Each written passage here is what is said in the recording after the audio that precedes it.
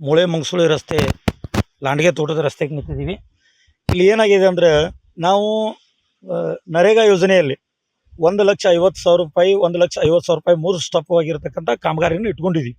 ಹೀಗಾಗಿ ನಮ್ಮ ಮಿಸ್ಸಸ್ ಗ್ರಾಮ ಪಂಚಾಯತಿ ಸದಸ್ಯರು 2.5 ವರ್ಷ ಅವಧಿಯಲ್ಲಿ ಲಾಸ್ಟ್ ಎಂಡಿಂಗ್ ಏನಾಗಿದೆ, ಅದು ರಸ್ತೆ ಅಪ್ರೂವಲ್ ಆಗಿ ಬಂದ ಫಲೇ 2.5 ವರ್ಷ ನಂತರ ಆದ ನಂತರ ಈಗಿನ ಪಿರಿಯಡ್ನಲ್ಲಿ ಆ ರಸ್ತೆ ಮಾಡಲಾರ್ದೇ ಮುರ್ಮೀಕರಣ ಬಿಲ್ ಪಾಸ್ ಮಾಡಿದ್ದಾರೆ.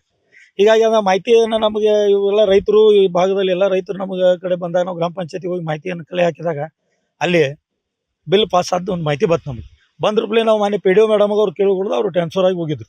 ಹೀಗಾಗಿ ಅಧ್ಯಕ್ಷರ ಗಮನಕ್ಕೆ ತಂದೀವಿ, ಇದು ಈ ಥರ ಆಗಿದೆ ಅಂತ. ಅದು ನಮಗೇನು ಗೊತ್ತಿಲ್ಲ, ನಾವು ಹೆಬ್ಬಾಳದವ್ರು ಹೋದ್ವಿ, ನಮಗೇನು ನಿಮ್ಮ ವಾರ್ಡ್ನಲ್ಲಿ ಏನಾಗಿದೆ ನಮ್ಗೆ ಮಾಹಿತಿ ಇಲ್ಲ ತಂದ್ರೆ, ಇಲ್ಲ ಅಧ್ಯಕ್ಷರ ನಿಮ್ಮ ಡೊಂಗಲೆಲ್ಲ ಬಿಲ್ ಪಾಸಂಗೆ ಆಗಿರ್ತೈತಿ, ನಮ್ಮ ಮಾಹಿತಿ ಏನಲ್ಲ ಪಾಪ ಅವ್ರು ಎಕ್ಸಿಕ್ಯೂಟಿವ್ ಅವ್ರಿಗೇನು ಮಾಹಿತಿ ಇಲ್ಲ.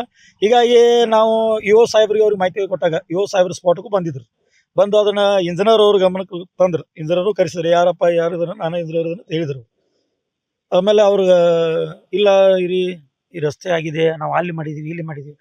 ಇದರ ಸಾಹೇಬ್ರಿಗೆ ರೈತರು ಎಲ್ಲರೂ ಕೂಡಿ ಈ ಭಾಗದ ಭಾಳಷ್ಟು ಒಂದು ಅನಾಹುತಗಳು ಆಗಿದಾವೆ ಇಲ್ಲಿ. ಯಾಕಂದರೆ ಒಂದು 4-5 ಜನ ಈಗಾಗಲೇ ಕೈ ಕಾಲನ್ನು ಮುರ್ಕೊಂಡಿದ್ದಾರೆ. ಈಗಾಗಲೇ ಪ್ರೆಗ್ನೆಂಟ್ ಆಗಿರ್ತಕ್ಕಂಥ ಹೆಣ್ಮಕ್ಳನ್ನ ಹಾಸ್ಪಿಟ್ಲಿಗೆ ತೊಗೊಂಡು ಹೋಗ್ಬೇಕಾದ್ರೆ ಒಳಗೆ 4 ವೀಲರ್ಸ್ ಗಟ್ಟ ಹೋಗ್ತಾ ಇರತಕ್ಕಂಥ ದೃಶ್ಯ ಇವಾಗ ನೀವು ನೋಡಿದ್ರಿ. ಈಗ ಇಂಥ ಒಂದು ಭ್ರಷ್ಟ ಸಿಸ್ಟಮ್ ನಮ್ಮ ಮುಳೆ ಗ್ರಾಮದಲ್ಲಿ ಆಗಿದೆ ಅಂತಕ್ಕಂಥ ಮಾತನ್ನು ಈ ಸಂದರ್ಭದಲ್ಲಿ ಹೇಳ್ಬೇಕಾಗ್ತದೆ.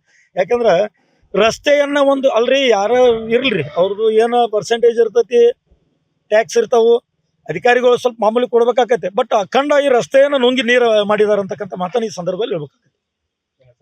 ನಮ್ಮ ಹೆಸರು ರಾಮು ಮುಂಜೆ ಅಂತೇಳಿ.